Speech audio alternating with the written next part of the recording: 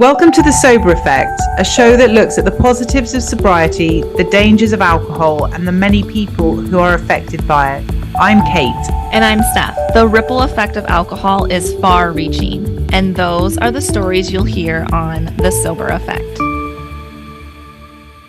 Relationships, Steph, is a big one. Huge one. I don't know about you, but people ask me about it all the time. Yeah, and it's relationships with other people, with friends, with colleagues, with children, with partners, with parents. It's the foundation of life, isn't it? It changes who you are. You learn from people, you learn lessons from people, you grow because of people, you get knocked down by other people, you help people, you turn to people for help. Relationships are pretty much everything. The human experience is based on relationships. I've been thinking recently about my personal relationships, as in boyfriends. I've been with Nick for 16 years, but before that, I never had a relationship where I wasn't drinking. And that's quite a hard thing to realize. I was kind of off my head for a lot of all these relationships, and all the decisions that were made through them really heavily revolved around alcohol. Same. I mean, all dates were taking place at a bar. If we went to something other than a bar, we ended up at the bar. And I mean, I met my husband in a bar. Did you? Yeah. Well, he chatted you up? Yeah. Well, I always kind of knew who he was. I come from a very small town type area. So there was this bar that we all ended up at all the time. And yeah, one night we were extremely drunk. It was last call. And he's like, "Hey, I've got a wedding I got to go to tomorrow. Do you want to go?" And I'm like, so drunk. I'm like, "Yeah, let's go." And I remember the next day waking up and freaking out that I agreed to go on this date. And I was like, "I don't want to go." And I called my mom.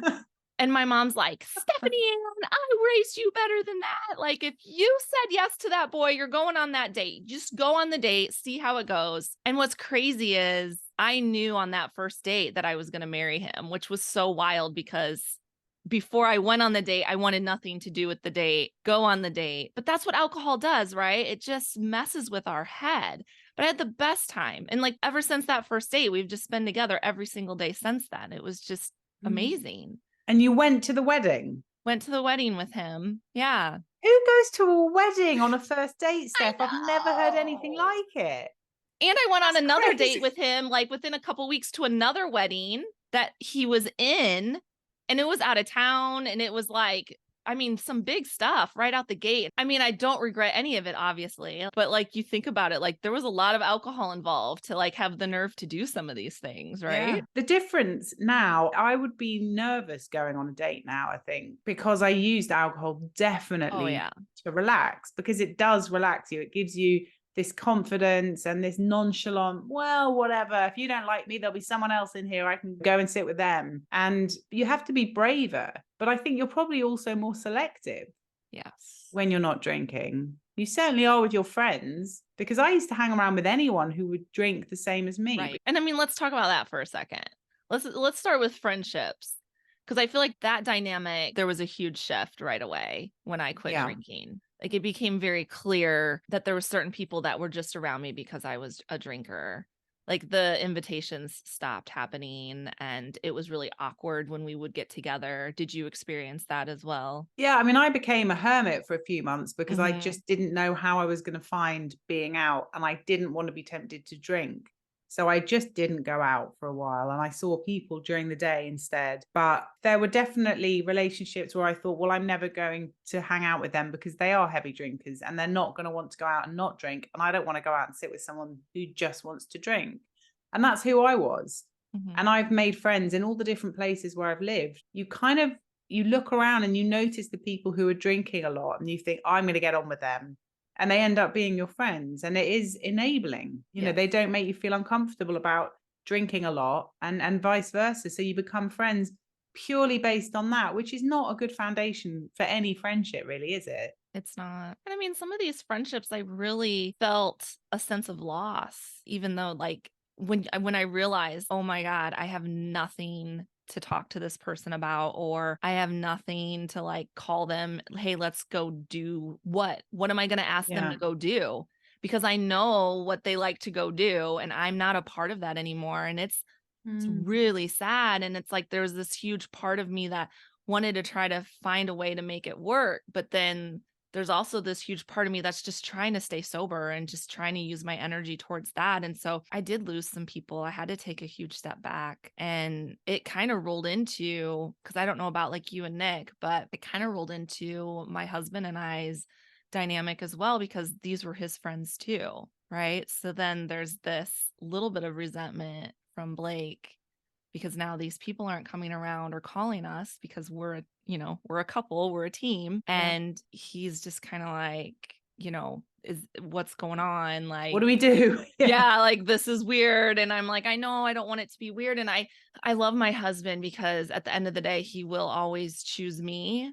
But then there's this guilt that I feel because there has been times where he's made comments like, you've scared everyone away with your sobriety, when he's feeling left out. And I mean, that's a valid feeling. It And is, but it scaring people away right. But that's on on them. them. But Right. it's true, but it's the right thing to do. So Yes. it's not like you're scaring them away because you drink 2 liters of vodka and take your Yeah. clothes off. You're doing the right thing, and no Yes. one can argue with that. No one can say not drinking is bad. It is a tricky one though. I mean, my husband is not sociable. If it was up to him, we'd be living in a hut in a forest, just us four. And if we never saw anyone else again, he'd be happy. He's just a loner. I mean, he's lovely. He's very popular. People want to be his friend. He just likes to be at home. He's a homebody. Yeah. So he hasn't been bothered at all. In fact, he said to me this weekend, I really love the fact we don't just go to the pubs after a school and work on a Friday, because by the time I got there, you were all hammered. And then I would drink loads, and everyone was so drunk by 9:30, 10 o'clock. It was awful. How did you guys meet? I actually went to school with Nick. I did my A levels in a place called Cirencester, and he was in my media studies class. And I didn't really know him that well. He was friends with my boyfriend at the time. And I remember him bringing me a cup of tea in bed one morning when I spent the night at my boyfriend's house. And he just kind of shuffled in and went, yeah, Danny told me to bring you a cup of tea. And I went, oh, thanks, Nick. And I think back and I think, God, if anyone had said to me, you're going to marry that guy. And then I didn't see him when I finished my A levels. And then I moved off to New York and back to London. And I bumped into him once on the tube, and then I bumped into him again. And it was really odd because we wouldn't have got together back then. We were just very different, but our paths crossed a lot. We lived in the same sort of areas of London, went to the same pubs. And yeah, I just kept sort of catching glimpses of him. And then eventually we did get together. And it was funny because we'd been to school together. People would say to me, what, Nick from school? And they'd say to him, Kate Taylor from school. And it was just really funny because we had a bit of history there, even though we were strangers. And we could talk about teachers because we'd been at the same school, but we didn't know each other.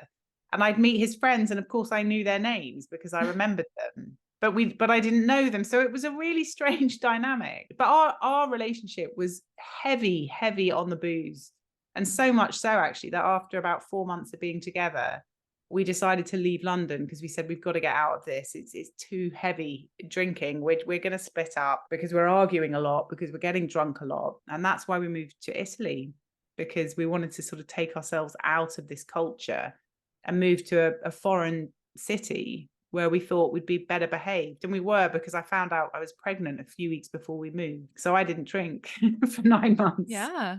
So it was good. It was needed, actually. It was perfect timing. Did he stop drinking while you were pregnant? No, and actually, I used to buy him drinks. I used to go, oh, I found this really nice bottle of wine. It looks lovely. And I'd bring it home for him. Or we went on a pub crawl when I was 9 months pregnant. I was 10 days late having Luca, and I was a week over my due date, and I said, I have to leave the flat. If I get one more message going, any news? Oh, like, yes. Oh my God. So I just turned my phone off and we went on a pub crawl. And in Italy, they were horrified because, Mama and Bambino are just stay at home. My God, it's so precious. What are you doing out? And I just thought, I've got to get out and be around people having fun.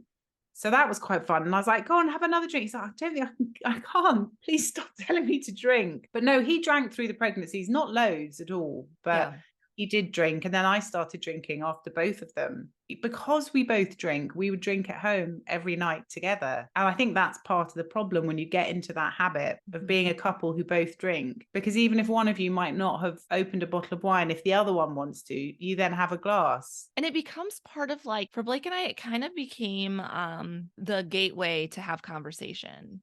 So like we both used alcohol to bring up hard conversations that you have to have in a marriage or talk about our feelings. For me, I had to tap into alcohol to be able to get to that vulnerable place that my husband's extremely vulnerable. And if he ever listens to this, he would hate me for saying that because his persona, if anyone's ever seen a picture of him, and I don't have a lot on my Instagram, like he's 6'4", big guy, just like burly, like beard, goatee, comes off extremely tough, but he is the softest person and the most sensitive, vulnerable person that I have ever met. And I think that's why I was so attracted to him, because it is part of like what I feel my life lesson is, to learn to be that vulnerable. So I learned so much from him, but I've always needed alcohol to get to that place.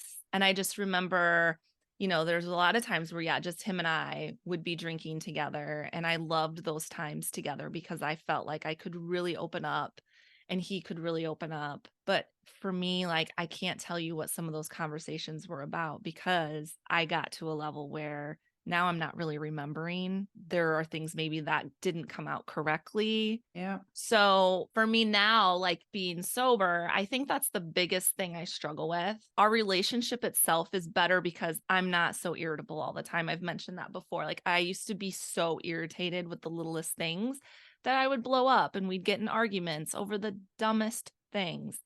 We don't do that anymore because I'm level-headed and I'm patient. And even if he's been out drinking and he comes home and he's irritable, at least I'm in the right mind not to Yeah. like, take the bait. Because when you're both drinking, you take the bait pretty quickly. So that's the positive part of our relationship.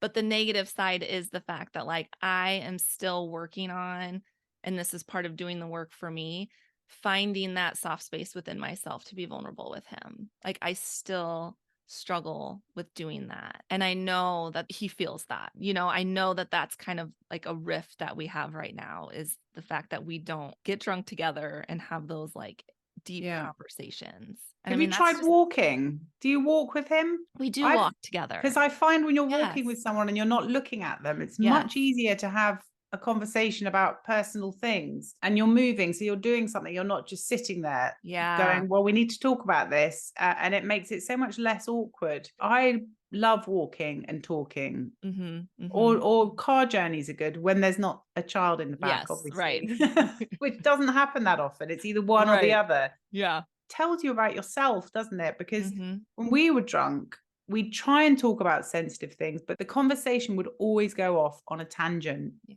And so many arguments. I mean, I can't even remember. And the amount of times we've woken up, and I don't think either of us can really remember the actual argument and who was wrong and who was right. And it's just awkward, horrible. Nothing actually got resolved. You still have to have the conversation again because you can't remember. You're kind of trying to piece together bits and bobs of what you might have picked up or said. And people are just so unreliable when they're drunk because you don't know what emotions are going to come out or be sparked by something else. And you'll just go off and start talking about something completely differently, but you're kind of all riled up and you're angry. How can you resolve anything when you're drunk? I just don't think you can. I think if you need to say something and you're shy about saying it, maybe yes. But you don't want to be drunk when you then have the conversation that follows once you brought it up. Yeah. You want to really discuss it, and you want them to be sensitive. And the one thing I have found is that when you're drunk, people treat you differently. And Nick used to always say to me, I'm not talking about this with you when you've been drinking. We'll talk about it tomorrow. And it's like, we never talk about it tomorrow. The only time I ever see you is when we're drinking, because we drink every night.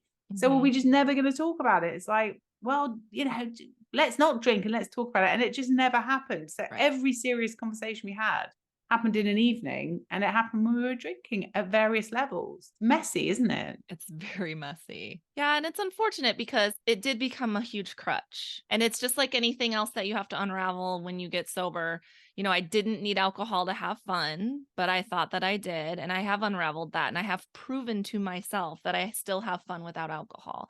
So I think, we have to do this stuff in layers. You can't try to do it all at once. It is Mm. something, it's probably one of the next layers that I have to like work through, which is proving to myself that I can have these conversations without alcohol. And I have to just do it, but it's Yeah. like I'm at the edge and I'm just like trying to jump, but I'm like, oh, no, no, Yeah. no, no, and that's where I'm at right now, Well, being that's able to great though. like, That's such a kind of grown up and sensible way to deal with things. I mean, we are grown up, Steph, yeah. aren't we? I mean, that's the weird I thing. It's mean, like you're being so grown up, Steph. You're like, age I'm in my wise, but I 40s. don't know, mentality. But it's difficult because does your husband still drink? Yes.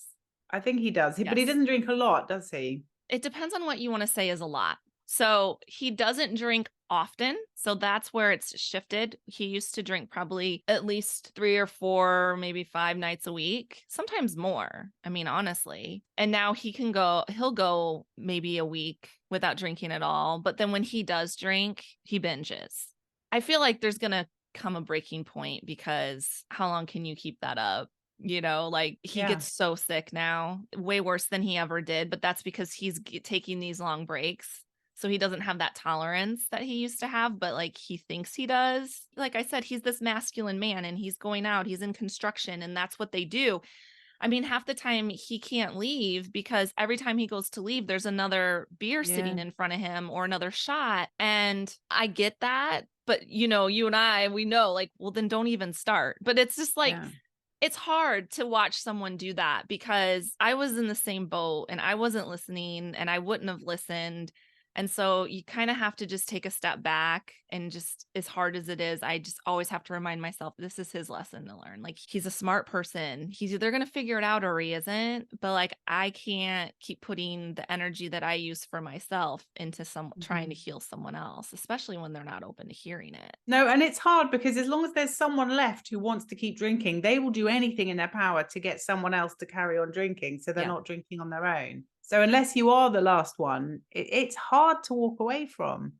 And I know that because my husband will go out and I'll be like, please, don't be too late because I won't be able to sleep. And Mm-hmm. and he will be. And it's like, why couldn't you just come home? It's like, I know, but we were having a deep conversation. Or come on, but actually it is hard. I know it's hard. But as you say, you've got to make the decision and you've got to be stronger than that if it's Mm-hmm. what you want. Right. My husband still drinks more than I wish he did, and Mm-hmm. it is a problem. After 2 years, I am starting to find it really hard because I'm okay around people who drink. I don't mind being in a room and there's 50 other people drinking and I'm the Yeah. only one who isn't. It really doesn't bother me. I'm not tempted. Don't like being around drunk people. But it's more to do with what I know alcohol does to you and a Right. health and a mental health specifically way. And the world is a really sad place at the moment. There's a lot going on. There's a lot to get your head around. My husband owns a nursery school. He's a hard worker. He's got a lot to manage. He's got a lot going on and it's stressful. And I'm really worried drinking is making it so much more stressful. Harder. I know Yep. it's a depressant.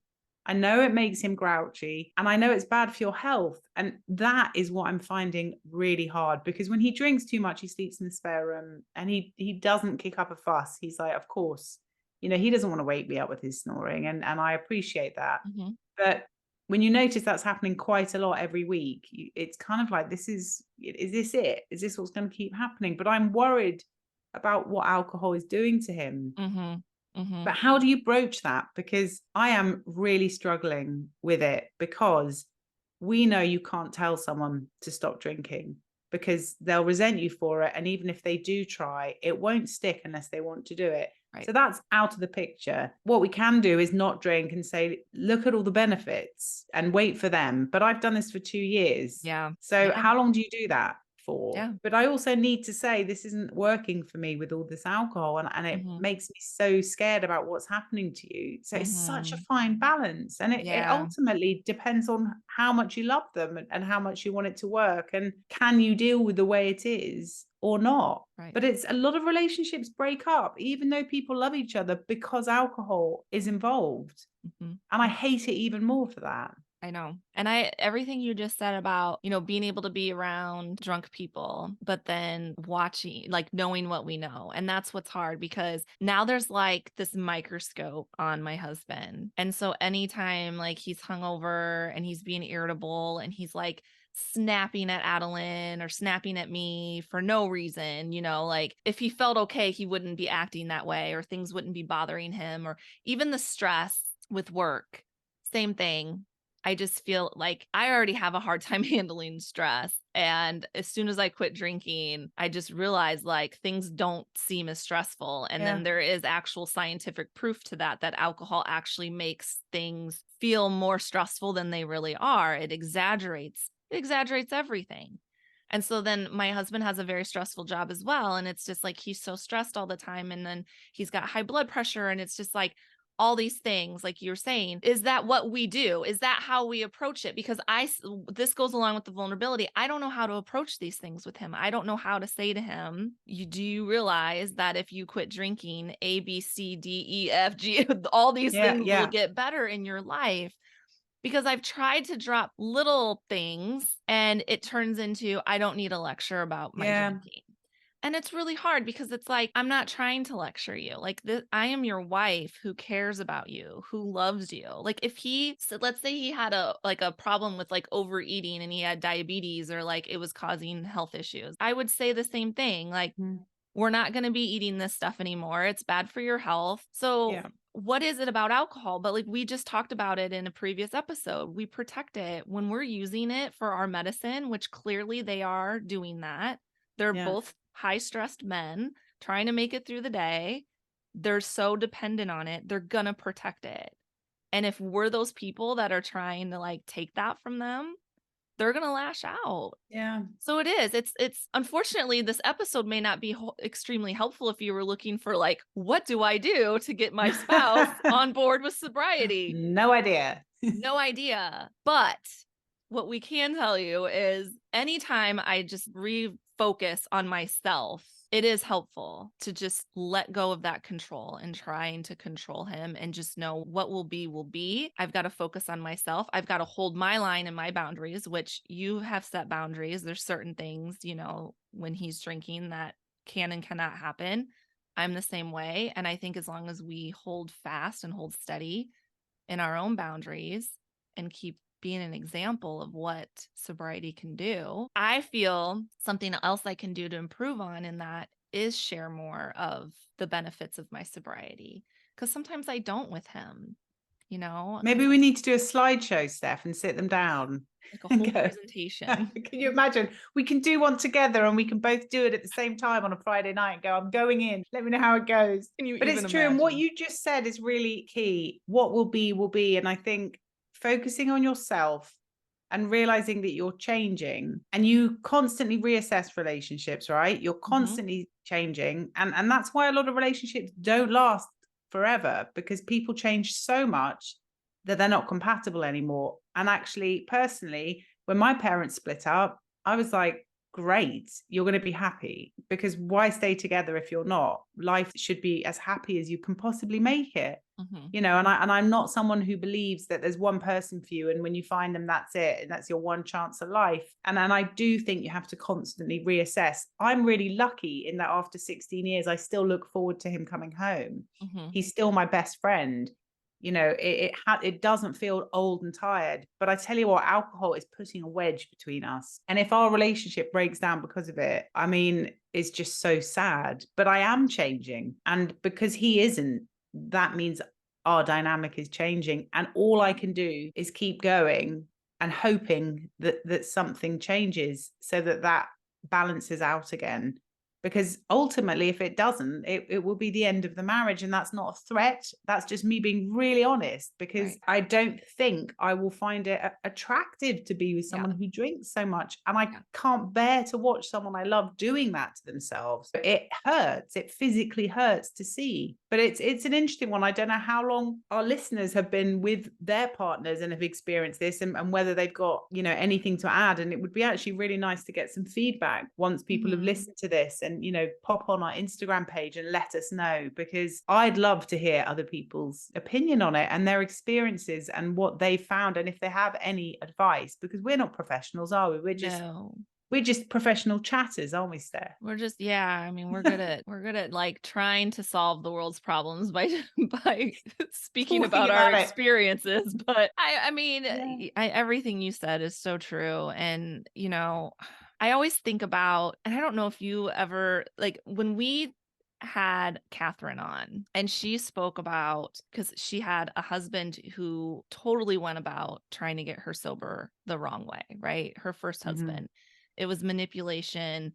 There was a lot of resentment and hate and venom just spewed at her constantly, and it made her not wanna get better. Like, she couldn't get better with that type of reinforcement, and I think everyone's different, so I'm not Mhm. saying, like, what she's saying works for everyone. But then when she said she got with her husband now and how he went at it with love, like, "We're in this together. I love you. I'm gonna help you." Like, his Mhm. approach was completely different. It hit something with me, like, that Mhm. I've carried that with me when I have conversations with my husband, because when I first got sober and I would get really mad about him getting really drunk, you know, I would say things that probably weren't very nice to him.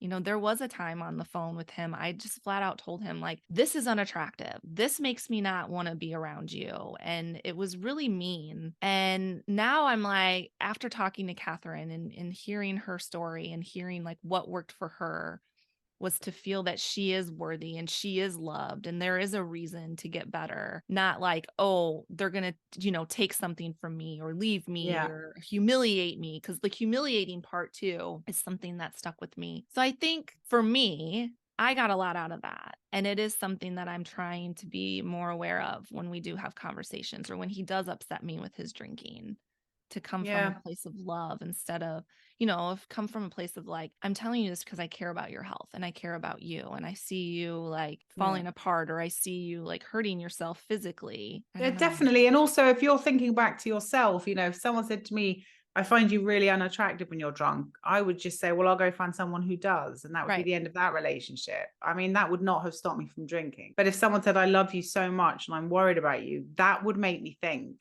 So you're completely right. And I've Mhm. said the same sort of things, but it's so hard not to say, I don't want to turn around after 4 years and go, I'm leaving. I've really found this hard for the last 4 years. Mhm. I haven't said anything, but it's been Right. building and building. That's not fair either. So No, you've got because to that's a say, slap "This in the isn't face. working for me," but you Yeah. can't push too hard. You can't put too much pressure on them. You've got to come from a place of love. You can't get too cross. You got to. It's hard. It's bloody hard. And every relationship is so different. That just escalates the difficulty Mhm. factor, because you Mhm. can't get advice from a friend or someone else who's been through it. You can't get advice and say, well, it worked for Kate, it'll work for me, because it probably won't, because your relationship is not the same as mine with my husband's. Right. So it really is a case of moving around and trying to figure out how you can remain in love and compatible, and where those boundaries are. And I have to say, when I hit one, this is getting really hard for me. Mhm. And Mhm. like you, I've said it in ways that are not that nice. No. And I've been much ruder than you. I'm sure of it. It's, you know, it's like I've got to say it. And actually, just because Mhm. I don't get drunk anymore doesn't mean I don't lose my cool and say things that are a bit over the top. It's a very difficult dynamic. I mean, I think friendships change, because I think when we get sober, we feel important enough and we like ourselves enough and we learn enough about ourselves to put boundaries in place. And many of us did not have those before. And it's a difficult lesson to learn, because as I've realized on Instagram, people take offense if you sort of say, you're not for me. But Right. actually, you have to do that. It's really important. And you need to have a strong group of friends around you. And in sobriety, I really do believe you need some of them to be sober. And I didn't have any No. in my real life. And that's what I found on Instagram. I found some amazing people who were sober, who got it. They understood where I was coming from, and they were there. They were going through the same stuff. And I could send a message and just say, this is going on. And they'd know what to say. Have you made a lot of friends in sobriety? Are your closest friends still the people you saw? Like, how have your friendship dynamics changed? I did mention at the beginning, I have lost some friends, but also my core friends, like when we were talking lifelong friends, those people are still in my life in the same way that they were before I got sober. Like they live five Yeah. hours away. We're all moms. We're busy, but it's those relationships. If I picked up the phone right now and called one of them, they would answer and we would pick up like Yeah. we haven't missed a beat. And those are like the most valuable relationships, I feel like. They've known me through every phase of my life, Yeah. and you can't replace those. Like, those are just I read something the other day that said, if you've been friends with someone for 7 years, they will always be in your life. Like, once you hit Mm. that 7-year mark, there's no turning back. Like, they're yours. And I thought about that and I reflected on my friendships and I was like, wow, that's very valid. Mm. Some of these people that I lost when I got sober, we hadn't been friends that long. So maybe that makes it easier. Maybe there's something there psychologically that just makes it Yeah. easier to kind of just walk away. But I do have a couple people that stuck it out with me here that are friends that I made when I moved here to Omaha. And Yvonne, which she was on episode 1 of the Yeah. podcast. I mean, Lovely she's Yvonne. oh, I don't know what I would do without that woman. She is amazing. She lives 4 minutes from me, like, just incredible, and we drank together, but it wasn't the thing that we always did. Like, we have a really deep connection. I always say she's my soulmate. Like, we think of each other at the same time, like, we'll be texting each other at the exact same time. Like, it's just stuff like that, and those connections are amazing. And then my friend Rod, like, he's amazing. He does drink, he does take long breaks from drinking, but he also never felt like weird or made it awkward. Like, we still go he'll call me to go do stuff that doesn't involve drinking at all. He's kind of my adventurous friend. Like, he's the one that gets me out to go do, like, Top Golf, or we go hiking, or we were going to the pumpkin patch. Yeah, so those relationships have stuck. And it's just like anytime you make a huge change in your life, it doesn't have to be sobriety. Like anytime you've done some type of big shift or transition, you do lose people because some people can move along with that change Yeah. and they fit right in. And sometimes they just don't fit into the new life that you've created. And there's nothing wrong with that. I think there's a lot of guilt that we carry with that. Like we feel really bad because we're the ones who changed. So then we feel like the responsibility was on us to keep the friendship alive. But we have to give ourselves permission and understand that it's okay to evolve and it's okay to change and it's okay to like leave some people behind. It doesn't mean that the relationship wasn't real, you know? Yeah, I don't think all friendships are meant to be forever. I mean, I've No. got very, very good friends that I've known, as you say, all my life. They've known me as a child. You know, I've argued with them age 6, and I've gone on holiday with them and their families. And when you've got a friendship that has such solid foundations, you can lose a window or two, but the whole building is not going to come crashing down. Whereas if you've got a friendship that's built on drinking and drinking goes, there's nothing left. So unless you want to start a friendship from scratch with someone who you've been hanging out with for 2 years, which is just weird, it probably won't last. But just like relationships, you do that. And listen, I've had friendships with people that were really genuine and really lovely. And I really hope these people are doing well, but I don't know where they are. I moved country and I didn't stay in touch with them, but I really liked them. You don't have to maintain every friendship at 100%. And actually, as you go through life, and it's lovely when you bump into people when you haven't seen them for 10 years and you suddenly see them and it's like, oh, and you can reminisce. But I think you're right. We have to be okay with that and to realize that's just part of life. It's part of the journey, and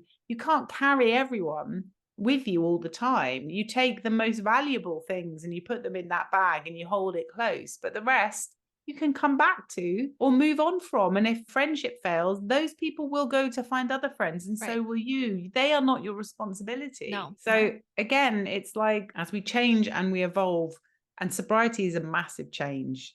The biggest one Mhm. I've ever experienced, Me much too. bigger than having children or getting Yes. married or moving abroad. And I've made new friends because of it. But you need to find those people, because this is a really lonely path if you don't have those people, I would imagine. Do you not think? I mean, what would you advise?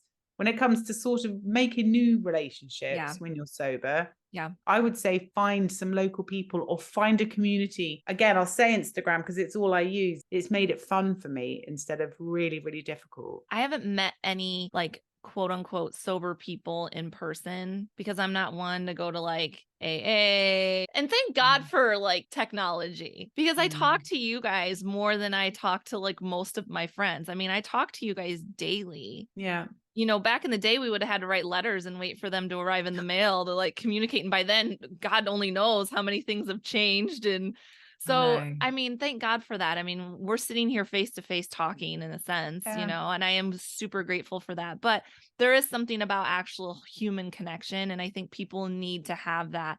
Like, you need to have someone like that you can physically give a hug to. And for yeah, me, like I said, I mentioned my friend Rod and my friend Yvonne. I mean, those are my top twos. And like I said, they drink, but they're not big drinkers. Everything doesn't revolve around drinking. The activity isn't drinking. And so they have total respect for my sobriety. And the thing is the United States is so big. Like, I'm not saying I haven't met anyone in the United States on Instagram yeah, who's sober. It's just they're like 12 hours away from me. yeah. Like, It's it's so hard. far. Yeah. It's like But when you say, how far away are you going to the Christmas party I went to? It's like, oh, it's quite far, actually. It's going to take me 3 hours to get there. You're probably thinking that is not far. And for no. me, that's like a quarter of the country. Right. I'm like, Right. that's ages. I should get a hotel. You're Yeah. probably like, okay, that's what I do for a school run. Right. Yeah, pretty much. But I think that you're right. And actually, Annika, who we had on an episode about Spirituality. spirituality, she lives in the same town as me. And I meet her for walks and stuff. And you're right, just to give someone a hug and to have that actual contact is Mhm. important. But there are websites that are popping up that are trying to connect sober people. And it's always good to post and say, where are you? Is anyone near me? And as long as you can kind of spot the crazy people who might come and meet you with a knife in their pocket or something. No, I'm joking. I'm not trying to scare people. But just because people are sober does not mean you're going to get on with them. Right. And that's a fact I've learned the hard Oh, way. yeah. I mean, that's like saying I love all vegetarians. I mean, it's just ridiculous. Right. And people are at different levels of sobriety. There are different parts of their sober journey. Some people have so much to work through. They don't want to speak to anyone about it. They don't want to talk to anyone. They No. just want to be left alone. Some people are all about socializing and they go out and see people every weekend. And that becomes their whole new life. Like, Mhm. whatever works for you, do it. I'm more introverted anyway, so I will always be more on this level. I love one-on-one. I Yeah. like having the technology, I like being in the comfort of my own home. Like, so you Yeah. gotta, do what works for you. If it feels uncomfortable to go to a group and try to meet people, don't do it. It's okay. Yeah. There's plenty of other options. Weigh them all out. If you're Yeah. introverted like me, hit my DM. I can give you plenty of ideas of how I've met people, and I've met amazing people. We probably should wrap this up, but I just want to also mention one other thing as far as meeting people and letting people into your world. You and I both have let people in that maybe weren't right. And it's okay. That's okay too. When you start feeling like someone is wearing on you or it's just getting to be too overwhelming, because some people will take advantage of the fact that you're sober and you're kind and you are looking for a friend, and they'll take advantage of that.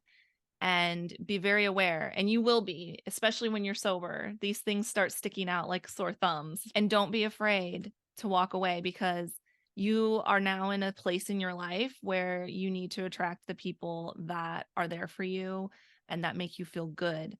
When you get done interacting with someone, you should feel good. If you Yeah. don't, there's your sign. So that's just like one tip that I would love to give to the listeners, and really just reiterate for myself, because it's something that I still work and struggle with all the time. I think you're right. And I think I've learned so much more about myself since I've been sober. And the self loathing and the self hatred that comes when you're a drinker doesn't work for you when it comes to standing up for yourself because you think you're more worthless than you are. And when you decide to stop drinking and you start to say, I love you and I like you, and you start to think, no, I'm all right. And what I say matters. You feel strong enough. And you're so right. If an interaction with someone is making you feel uncomfortable for any reason, and you don't have to explain what that is, if you can't put it into words, it doesn't matter. If Mhm. you don't trust someone or they're not making you feel good, step away. It's not worth it. Life is too short. You don't have to be friends with everyone. You can't be friends with everyone. Life is not like that. You don't take someone on and then that's it. They're with you forever. And that's the same with relationships, with partners. If it's not working now, you've got to reassess it. And I think a good question that I got asked once was, if you weren't married to your husband now and he asked you to marry him, would you say yes? And I think that's a really good gauge of whether you're happy. And it's harsh, but I do that all the time. And it is yes. And because of that, you know, the drinking is a problem, but it's something that I'm hoping we can sort out. But when it starts to become no, and you don't think it'll ever be yes again, I think you really do need to look at the relationship. And that's not just about sobriety, that's with everything. Right. And with friends and with colleagues and with anyone you have a relationship with. They should be making you feel good about yourself. And if they're not, why are they in your life? Thanks for tuning in. We're just two women from opposite sides of the pond striving to shed light on the negative impacts of alcohol. Quick heads up, we're not licensed therapists or doctors. If alcohol is seriously affecting your mental or physical health, seek professional help. And don't forget to hit that follow button to catch all of our future episodes. If you think our podcast could make a difference to someone you know, share the love. And hey, leaving a 5-star review will really help the Sober Effect reach more fantastic people like you. So thank you.